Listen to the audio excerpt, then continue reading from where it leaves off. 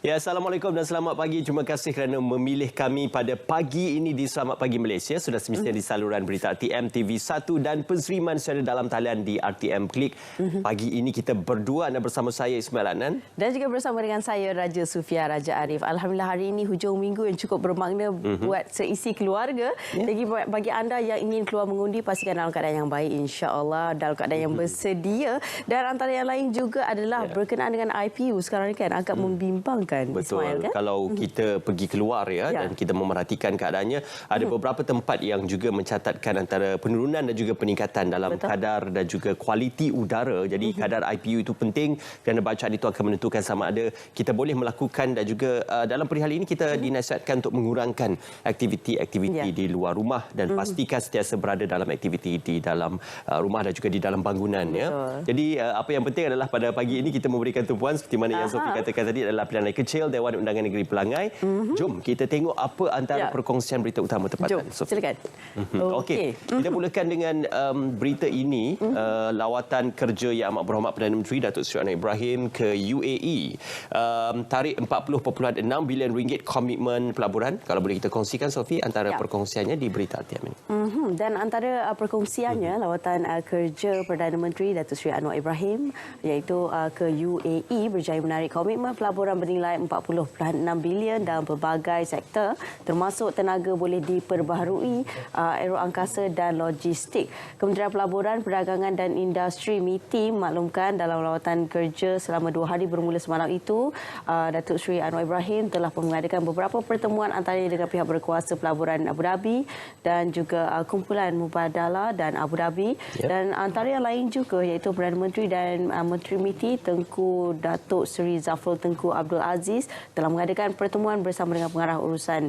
Dan antara yang lain juga, selain itu delegasi turut mengadakan pertemuan dengan International Holding Company, sebuah syarikat pelaburan berimpak tinggi berpangkalan di Abu Dhabi. Okey, apa yang boleh kita fahami daripada berita ini adalah bagaimana lawatan rasmi oleh Yang Amat Berhormat Perdana Menteri adalah untuk menghasilkan dan juga untuk membentuk satu kerjasama pelaburan, pelaburan setempat dan juga pelaburan dua hala antara UAE dan juga Malaysia. Dan juga syarikat-syarikat multinasional. Jadi seterusnya kita boleh bawakan perkongsian berita ini seperti mana yang dinyatakan oleh Sophie tadi untuk PRK Dewan Undangan Negeri Pelangai, cuaca hari ini diramal cerah pada pagi ini, ribut petir pada sebelah petang. Ini perkongsian di portal bernama.com.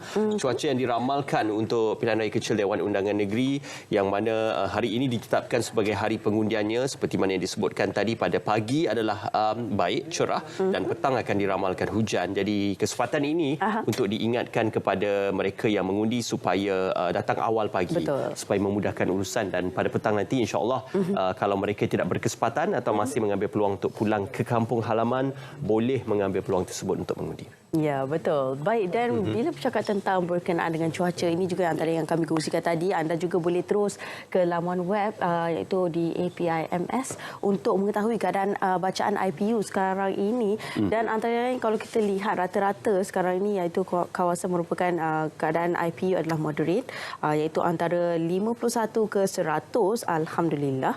Dan ada beberapa lokasi juga ataupun kalau kita lihat sekarang ini kawasannya mencatatkan bacaan IPU unhealthy iaitu bacaan antara 101 sehingga ke 200.